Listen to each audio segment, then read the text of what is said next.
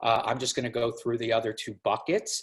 Actually, I think this is a good time to go into the consumer stuff. So we already did global, we did tech, now we did work, and we're going to share the screen again. And I would love to talk a little bit about the consumerization of pop culture. And I guess this is a good time for all of us who are creatives, and just know that, here we go, sorry. Just know that at this time, we do have an opportunity to work with tech as creatives. I'm calling it the consumerization of of pop culture and entertainment, because in the same way that you use, Jana, the consumerization of healthcare, use that term, I've been talking about the consumerization of the workplace for the last 10 years. And that's really just all about, if you're going to be a relevant workplace pre-corona, you have to treat your employees as if they're consumers. So if I could get something with the click of a button on a cell phone, and it takes me 3 seconds to get it, and it takes me 6 months to negotiate a deal, there's an inconsistency. So I've been talking about the consumerization of the workplace. How can the work reflect what's happening in terms of consumerism?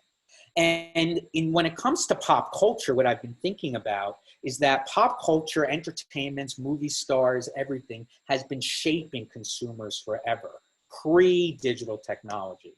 We wanted to be like Harrison Ford or Gwyneth Paltrow or whomever. Now, the consumers have more power than ever before, because the legacy companies and the media companies and the advertisers were actually listening to what consumers want. And now we have, people literally celebrities basically doing exactly what we're doing as consumers and workers. Like, we're on Zoom video right now. And you even saw it in Sesame Street, which is amazing, the Elmo social distancing. See, like, the entertainment is reflecting how we are conducting ourselves as consumers. And then you were talking a little bit about, creative people, and that company called Wave using digital technology. Like, many of these very powerful, influential celebrities, they may have explored with Instagram and promoting themselves, but now they are seeing technology as a way for them to advance their careers and finding new revenue streams. So you did talk about, and I actually think I found something while we were on the shared screen. This is Wave, literally. So you have these celebrities like John Krasinski of The Office using these digital platforms to be creative. And, as TubeFilter basically said, which I just showed, is that, old stars, their headline is "Forced Online is going to change Hollywood," right? So we are seeing that American Idol is going to be reinventing themselves now, where everybody is going to be performing at their own homes. There's that, how American Idol will live through the coronavirus. We have the example of MTV Unplugged, right? They're going to be doing home live stream. We have the example of Travis Scott, who's actually using Fortnite, right, which is the big gaming platform that everybody has been using. It's called Game as a Service. And, consumers aren't paying for the game, they're paying for the things within the game. So you have Travis Scott, which, by the way, Marshmello actually did this before, having a concert within Fortnite, and 10.7 million players were attending. There are other actual content platforms. Here's one called Stage It.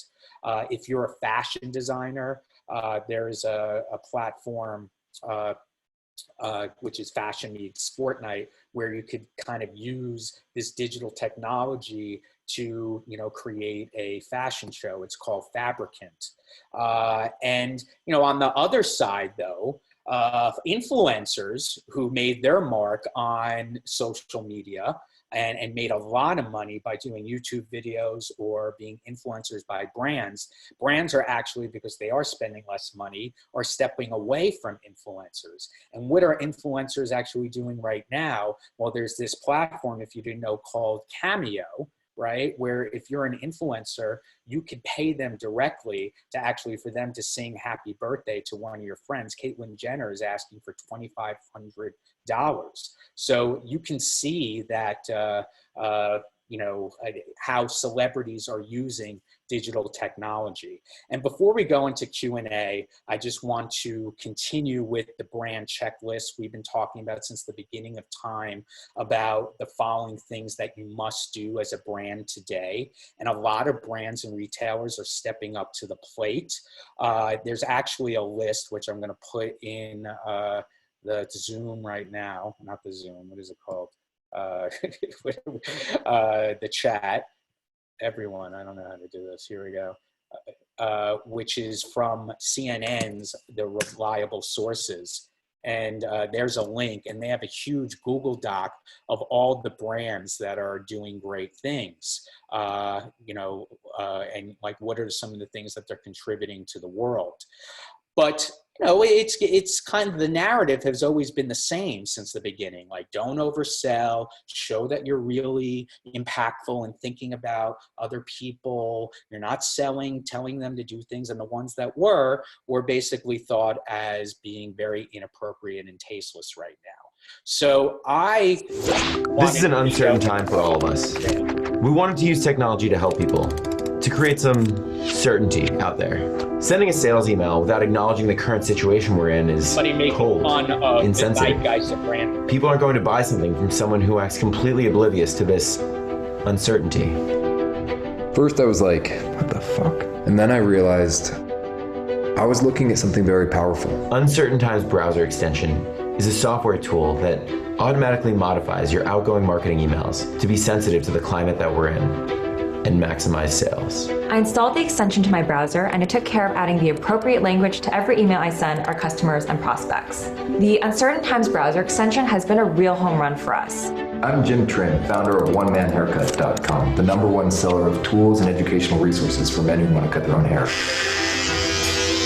My initial reaction was to start buying things. We're essentially optimizing the uncertainty per email.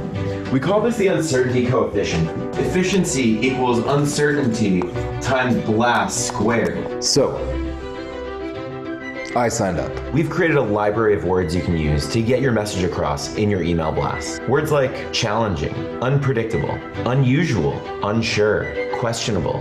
In these questionable times. Then I sent a shit ton of sales emails with the cool new COVID-19 lingo. Razor sales went through the absolute fucking roof. In these ambiguous times, confusing, unclear, unsettled, irregular, weird, erratic, precarious, irresolute. In these iffy times, undecided, vague, unresolved, risky, ambivalent. In these unreliable times, in these hesitant times, in these conjectural times, in these fitful times, in these incalculable times, dubious, indistinct, undetermined, insecure, inconclusive, speculative, up for grabs. In these chancy times, vacillating, touch and go, unforeseeable, hanging by a thread, on thin ice. In these on thin ice times.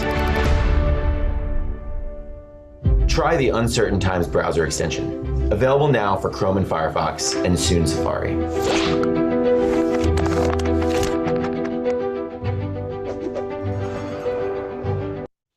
So if you didn't get that, that was a spoof of how all these brands are trying to figure out how to communicate with their consumers. And it seems like there was a piece in the Wall Street Journal on Monday that actually mentioned that video about how the narrative needs to change. Like, 10%, there was a study, said that they wanted marketers to, when people were asked what they preferred in advertising during the pandemic, only 10% said they wanted marketers to acknowledge the situation or express concern.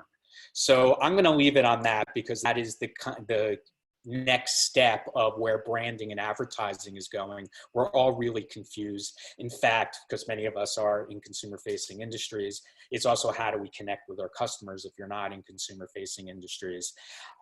B2B. And actually the Telegraph is doing a survey right now to see what consumers really do want in terms of advertising, because all of us brands and retailers are very confused. So we have 6 minutes.